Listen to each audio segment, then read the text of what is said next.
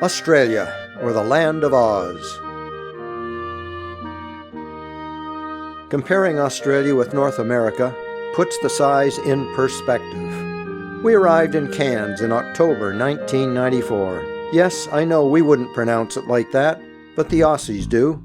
Our 2.5-month trip covered most of eastern Australia. From Cairns, we went into the outback and up to Darwin, 2,800 kilometers, with stops at national parks. It was 1,500 kilometers from Darwin to the red center of Australia, where the town of Alice Springs and Ayers Rock are located. From the red center, it was 1,600 kilometers to Adelaide. It was 900 kilometers to Melbourne, but I had booked some gliding at Tocumwal Soaring Centre. It was 700 kilometers from Melbourne to Canberra, the capital. From there on to Sydney, the major commercial centre, 300 kilometers away. We had a leisurely trip up the east coast, 900 kilometers to Brisbane. Cairns was another 1,700 kilometers before we could catch our flight out. Cairns is the major population centre in the attractive tropical north of Queensland state.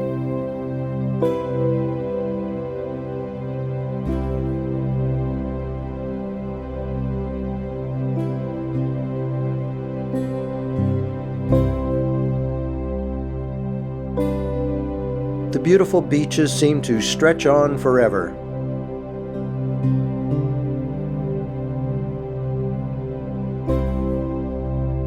Cairns is a major access point for the Great Barrier Reef. I enjoyed the snorkeling, but I didn't get any pictures myself. These images from the internet show how beautiful it is.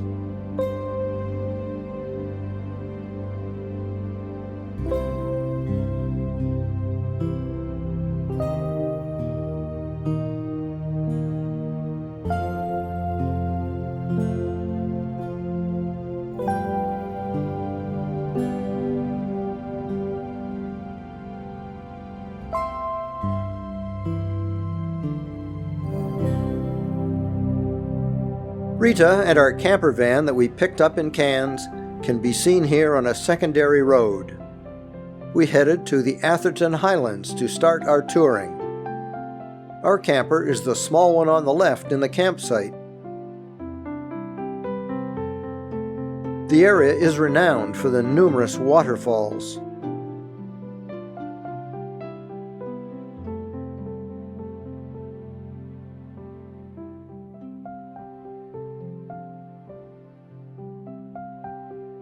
The rural area was quiet, and we encountered our first unique flora and fauna.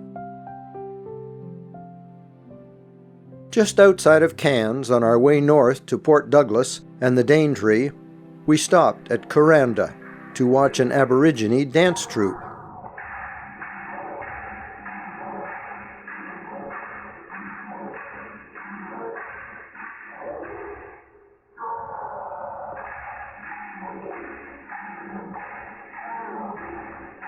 We headed up the narrow road towards Cape Tribulation.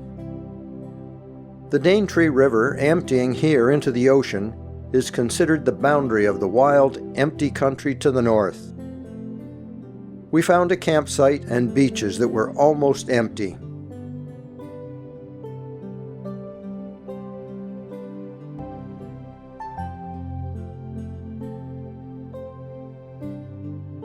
We felt like we had left civilization behind. It was great.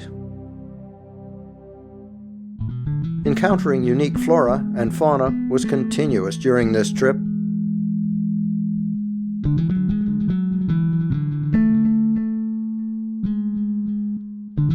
We had to go back south of Cairns to pick up the road into the outback interior. As we headed inland, we passed some small country towns. From Mount Isa until we returned to developed areas, the outback road was this single paved track. We left Queensland State and entered the Northern Territory here. The road train is the king of the road in the outback. Passenger vehicles move to the left to pass opposing traffic, with only the right-hand wheels on the pavement. The road train stays on the hardtop, and any opposing traffic moves onto the shoulder.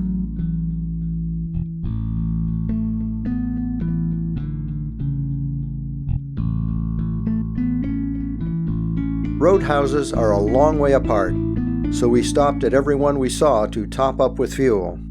They also provided campsites.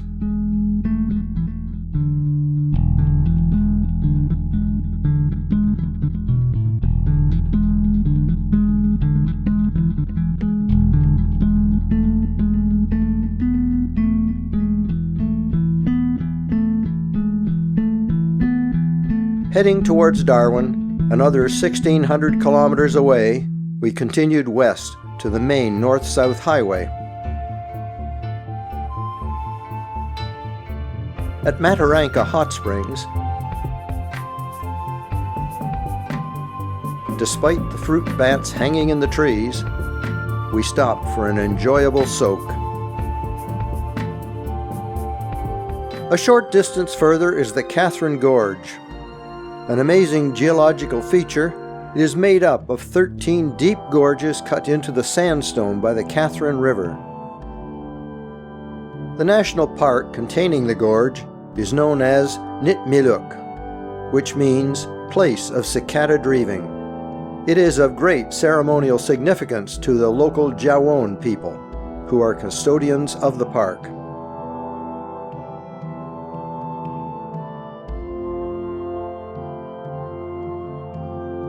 Since we were there during the dry season, we were able to take a cruise up several of the gorges. We had to leave one boat and hike to another boat in the next gorge several times to continue the trip with our Aboriginal guide. As we traveled up the gorge, we were able to stop at swimming spots.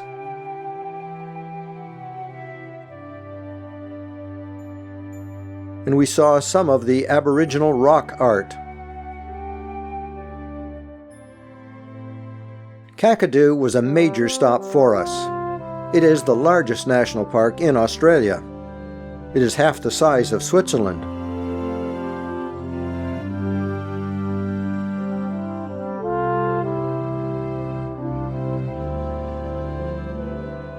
It contains immense diversity. The land is leased from the Beninj Mungui tribes to the Director of National Parks.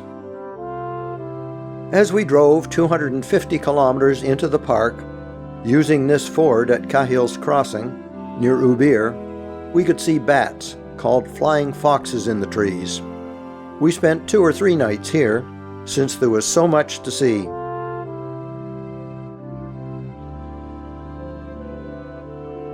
We were visited by curious kangaroos looking for a handout. Group camping tour buses were popular with German tourists. Archaeological sites demonstrate Aboriginal occupation for at least 20,000 years and possibly up to 40,000 years. There are over 5,000 sites identified in the park. We started at the Ubir site. At the Nurlangi Rock, there were other accessible sites.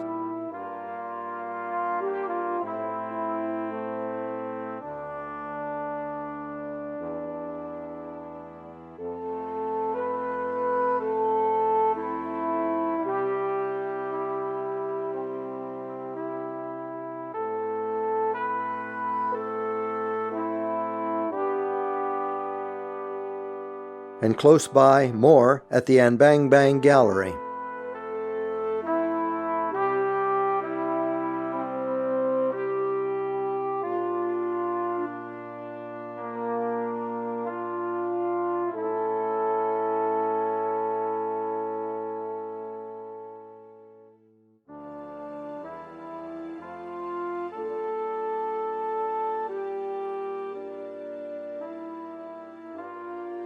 The highlights of this park for us were a couple of guided tours with Aboriginal guides. The first one on the Alligator River,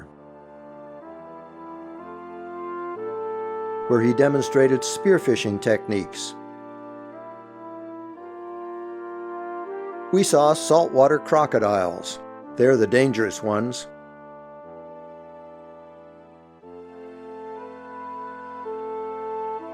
And sea eagles.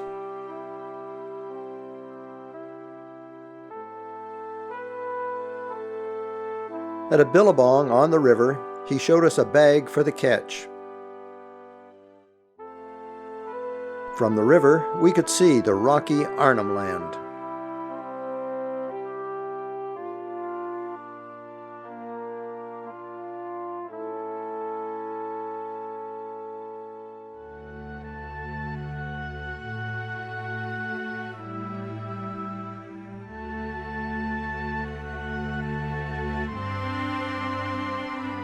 At the Yellow Waters Billabong,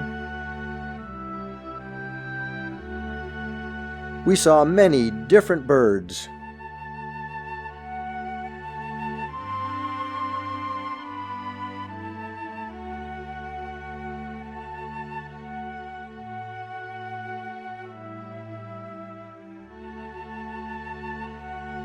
Among them, the Jesus bird, so named because it walks on water.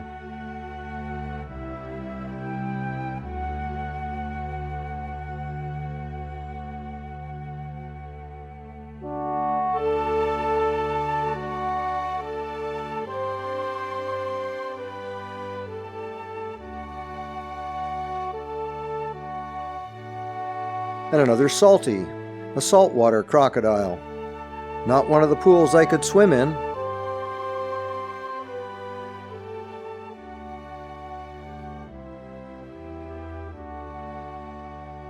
There was much other amazing wildlife as we traveled through the park.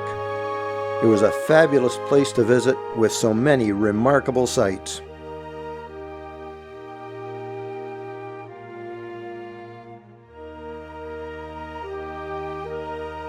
We saw these monstrous termite mounds and water cascading down from the heights of Arnhem Land.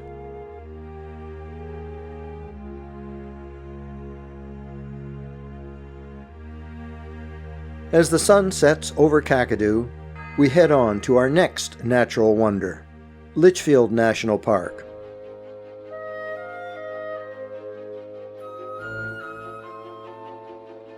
Smaller, but also with falls.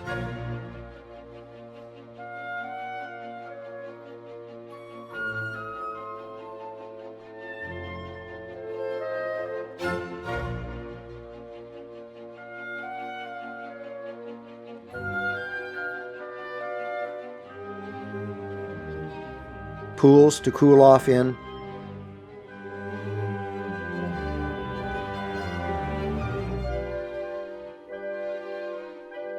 And more termite mounds, including these magnetic termites, so named because these ants build their mounds on a north-south orientation to maintain a steady temperature throughout the day. Before leaving the top end of Australia, we spent a very short time in Darwin.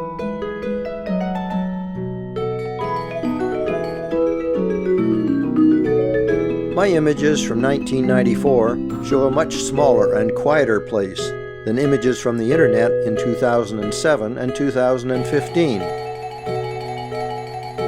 During World War II, Darwin was bombed by the Japanese. Other catastrophes suffered were cyclones, like damage from this one in 1974, and they also suffer a wet season every year, called the suicide season, that starts in January.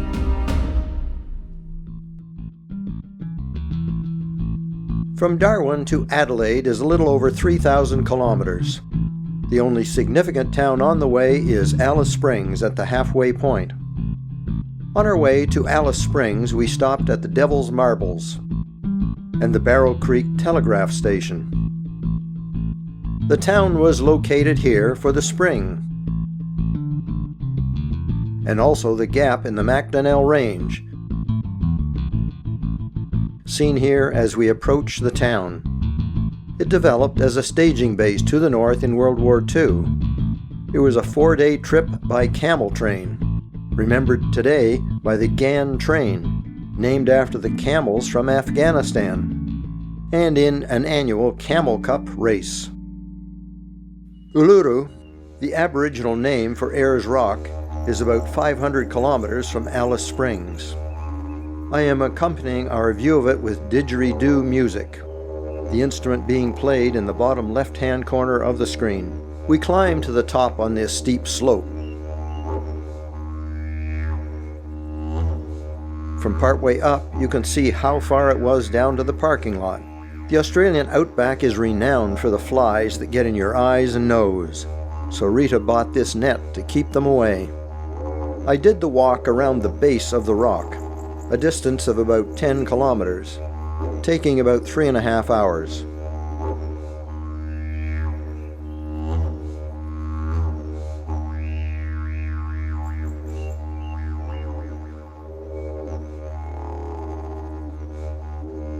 I could see the tiny figures up on top, where we had been.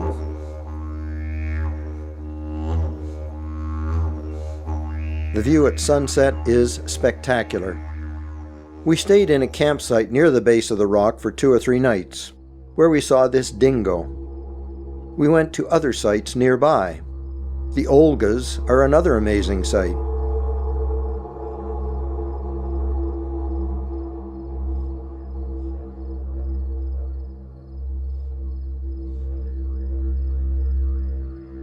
As you get closer and then stand beneath them, their size overwhelms you. And the view at sunset is marvelous here too.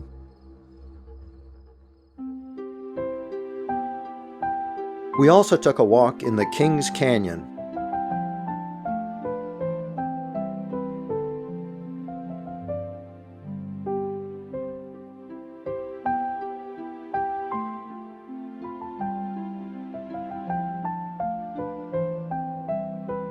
Surprised to find this pool in the midst of this hot, dry desert. Rita didn't really cross this bridge, though. More wildlife where we stopped at a farm. An emu and some birds called galah. The Australian saying, crazy as a galah, comes from the way the flocks fly in all directions, as well as how noisy they are.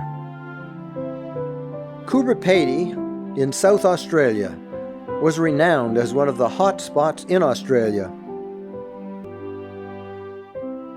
So homes and even this church are located in caves. Vent pipes can be seen above all the cave's buildings.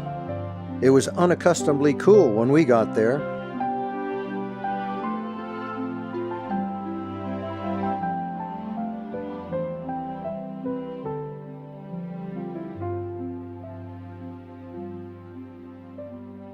Famous for its opals, Rita got a pair of opal earrings there.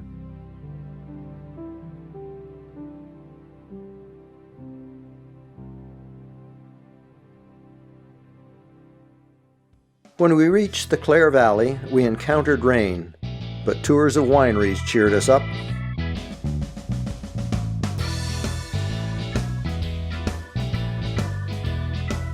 When weather permitted,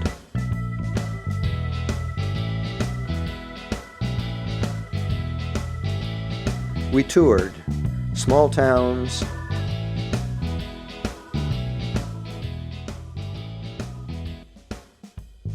and this 19th century mansion, now a museum. We skipped Adelaide, but we did take in the well-known wine-growing area, the Barossa Valley, just outside the city.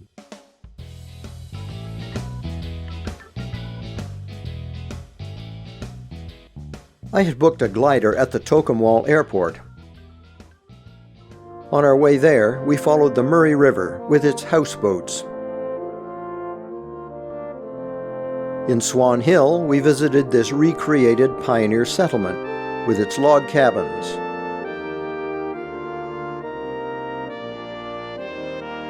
And saw our first steam engine paddle wheelers. At Echuca,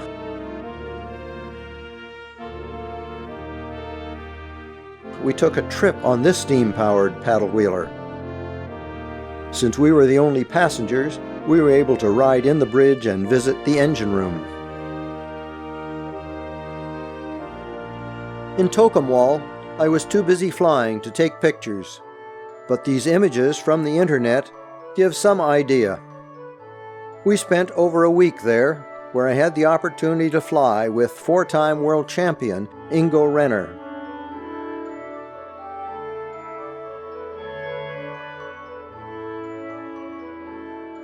These noisy magpies annoyed us where we camped on the airfield. On the south side of the Murray River in Victoria State, we enjoyed these gardens on a non-flying day.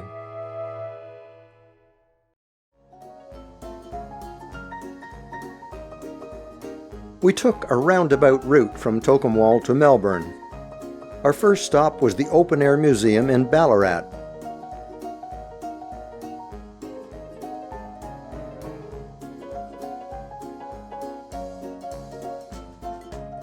It depicts the period after the gold rush in 1851.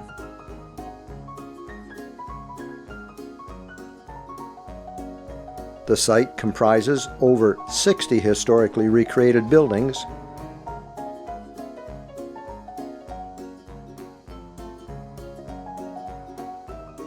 with costume staff and volunteers.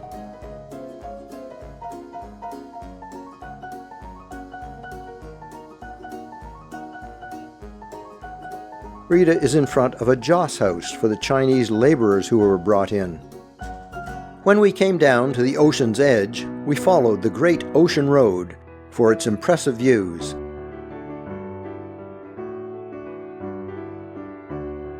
Past the rocks called the 12 Apostles.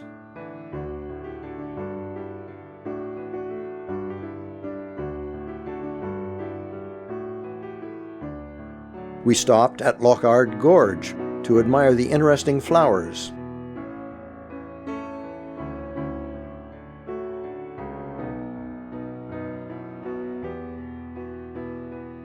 And camped at Apollo Bay. The nearby Melba Gully State Park has a short nature trail in a small pocket of rainforest, with a dense canopy creating a diverse and rich habitat.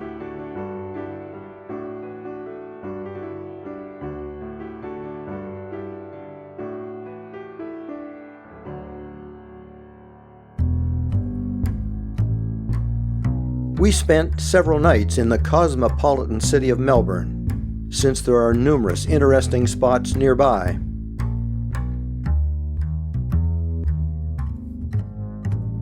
The Victorian architecture of the city is attractive and has been well protected.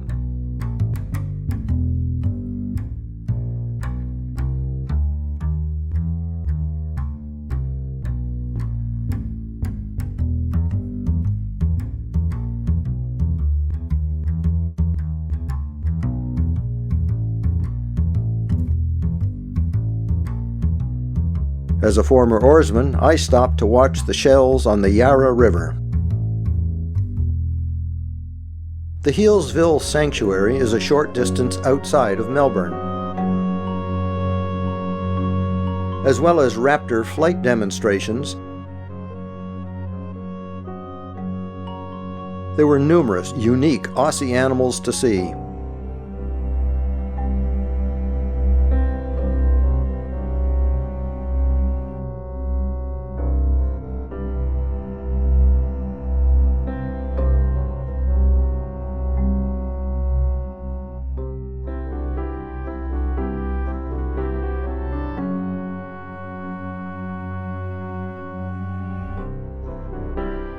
Some we had seen in the wild, but we were much closer to them here.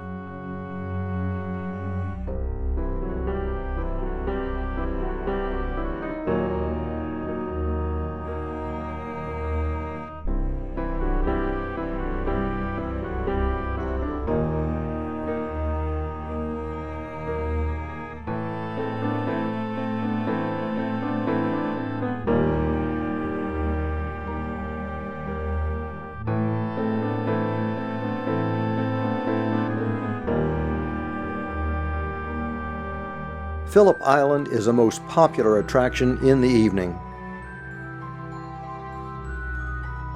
watching the penguins return from a day of fishing to feed their offspring.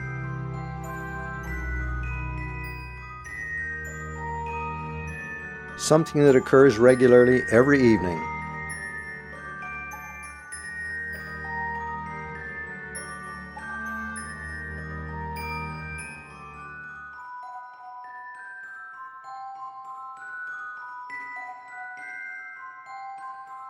On our way to Canberra, we stopped at 90 Mile Beach, where we saw these lorikeets.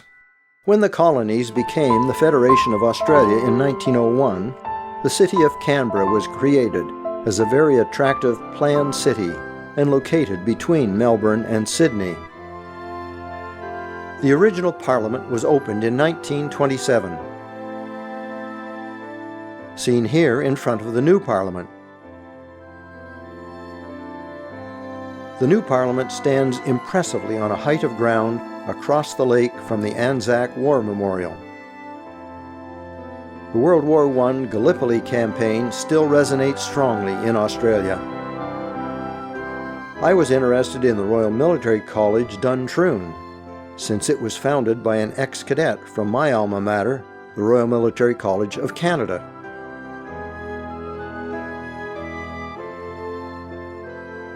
It was only 300 kilometers to Sydney, the most populous city in Australia. When we were there in 1994, I thought that if I had to live in a city, that's the one I would choose. The harbour is the heart of the city. The bridge and the Opera House provide the iconic view of the city.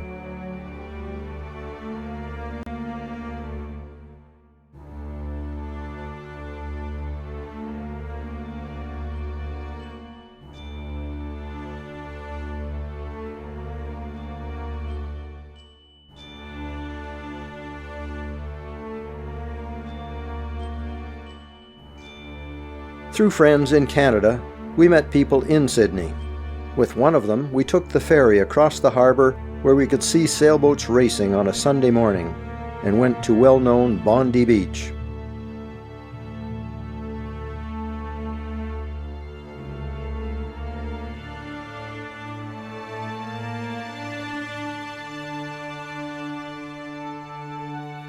Another had his own sailboat and took me out on the harbour on it one day. Although the commercial centre of the city is modern, there remain reminders of the Victorian and Edwardian era.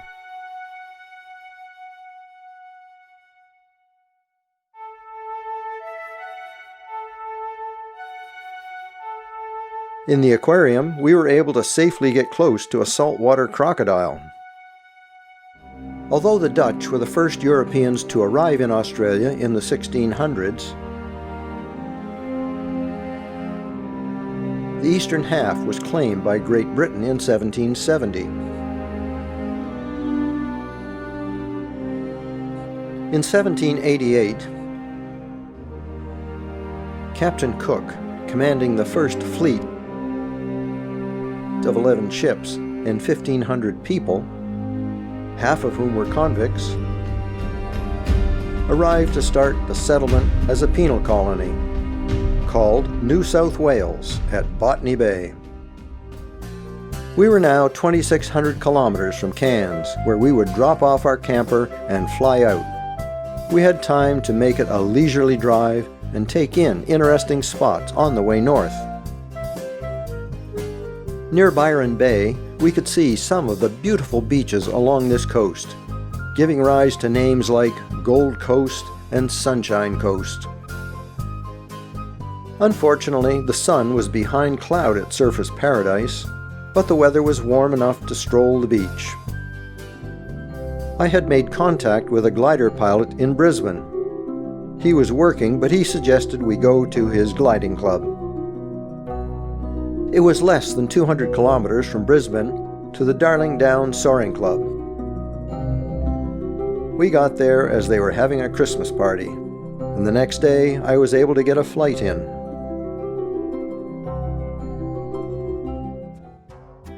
Back at the coast, we saw these surfers at Noosa Head. When we reached the Whitsunday Islands, we took a day cruise to the island.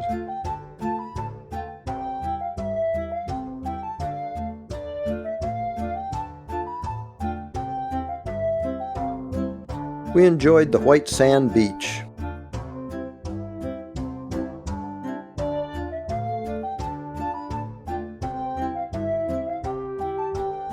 Snorkeling and having a barbie on the beach.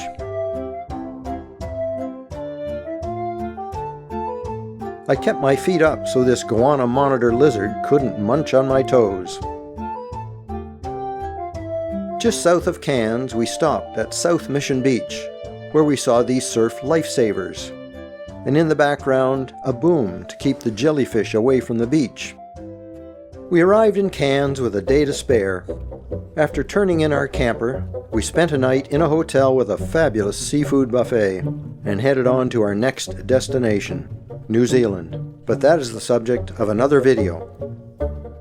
4 years later, in January 1999, we returned to Australia, this time to Perth in Western Australia.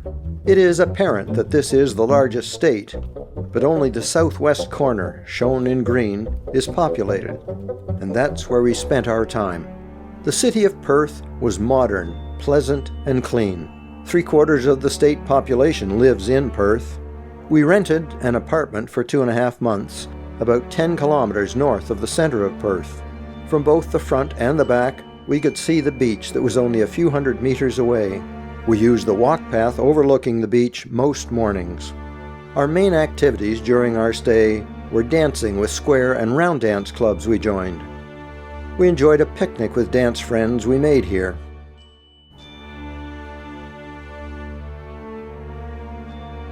On the Swan River, home to these black swans, where it flows through Perth, I located a yacht club where I was able to crew on a boat during the weekly club races. These pictures are of a match race we watched. From this paddle wheeler, lunch and drinks included. I also learned to windsurf. I looked more like this than this. We took a one-day cruise up the Swan River to a National Trust property housing a museum, originally owned by an early governor of the Swan River Colony, the origin of what is now West Australia.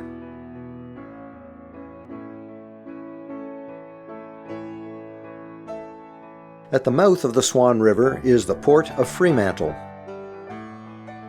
From the beach at Fremantle, we saw the training ship Leuven.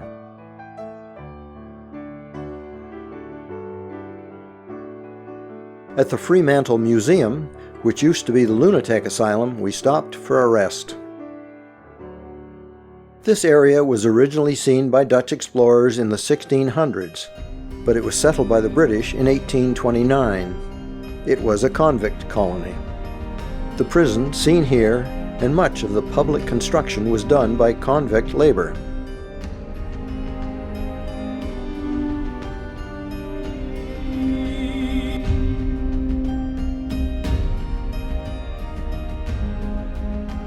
Including the Perth Town Hall. The Victorian-era architecture can still be seen on the main streets.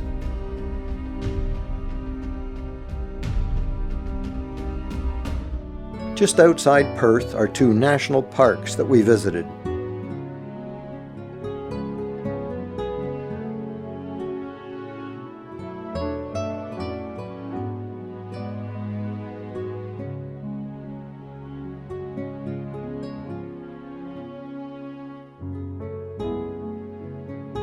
"20 kilometers off the coast is Rottnest Island. We went there on another day trip.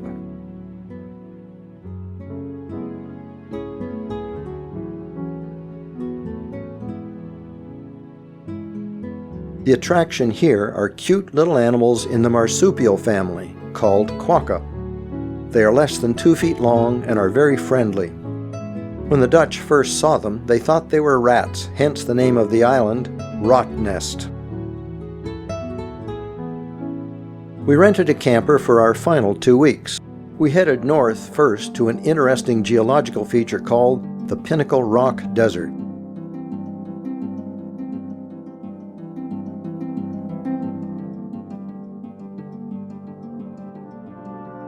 In the same area, the town of New Norcia had a monastery, church,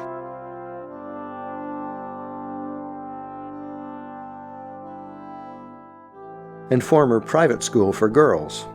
Then we headed south of Perth towards the Margaret River wine area, stopping to camp at Bunbury.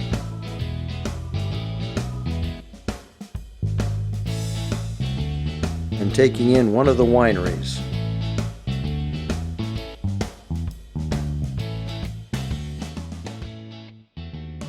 Then we went to Cape Leuven, the southwestern tip of Australia.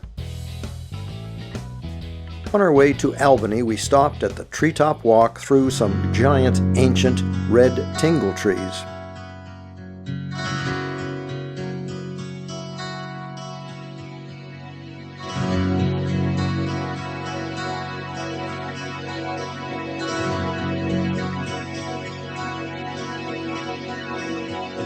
And drove along the rugged coast.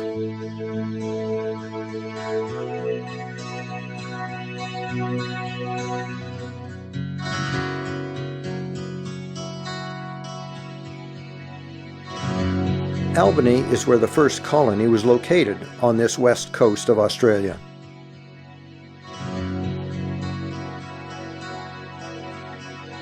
Since it was once a whaling station, there were examples of early and more modern whaling ships, but of course, whaling has long since ceased in Australia. From Albany, we went to Esperance, our easternmost visit in West Australia.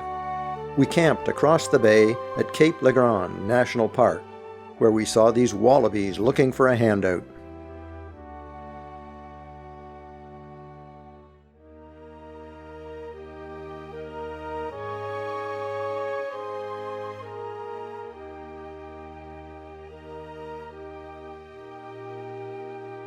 On the shore of the bay, between our campsite and Esperance, we saw these banksia trees.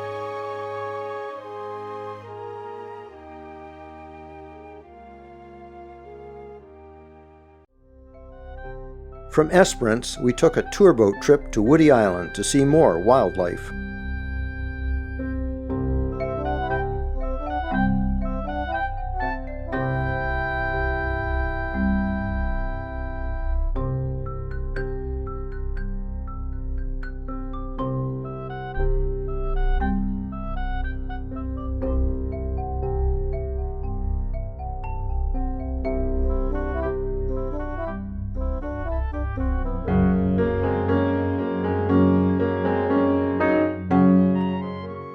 Our last stop on our way back to Perth before our flight home was at some interesting geological formations. To give an idea of the size, Rita is standing on top of the wave rock and in the mouth of the Hippo Yawn.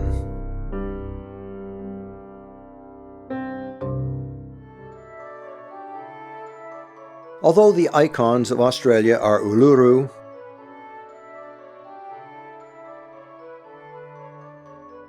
the Sydney Opera House, and the Great Barrier Reef, there were many other sites that remain fondly in our memory. Geological marvels like the immense Kakadu National Park and the Catherine Gorge.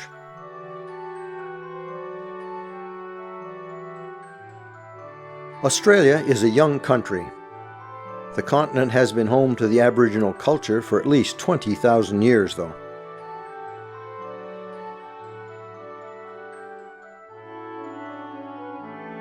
It was amazing to see kangaroos in the wild and in our campsites, and to see incredible creatures like the Tasmanian devil, the duck-billed platypus, and the cuddly koala bear. We had time to relax as we traveled, and I did manage to fit in some gliding and sailing. We found the people friendly and welcoming.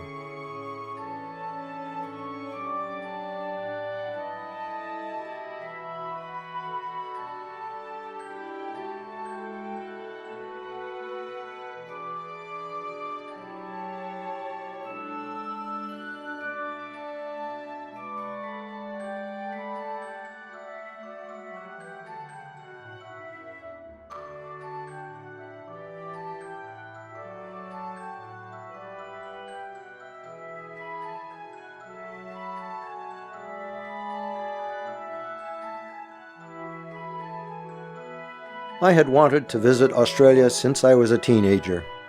We were delighted to have had the opportunity to see so much of the country and so many aspects of it.